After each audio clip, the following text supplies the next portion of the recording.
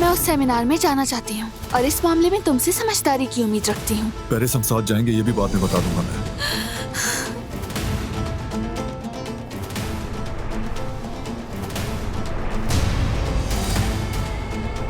इस सब के पीछे तुम हुए तो इसका अंजाम हरगिज अच्छा नहीं होगा जवाहिर, याद रखना। किस बारे में कह रही हो? इनविटेशन वाली बात पर कह रही हूँ। हरगिज अपने जैसा मत समझो। गुल, ऐसा मत करो। फख्र है मुझे कि मैं अमीर घर में पैदा नहीं हुई। मैंने जो भी किया सिर्फ हमारी मोहब्बत और तुम्हें बचाने के लिए किया। क्या वाकई तुम मुझे बचा रहे थे या अपने खानदानी बिजनेस की साख को बचाने की कोशिश कर रहे थे फराद काराबे? जो चीजें दूसरों के लिए अना का मसला बनती हैं, ये दोनों सुलझा लेते हैं। आखिर इनकी मोहब्बत की भी कोई कमजोरी तो होगी ना।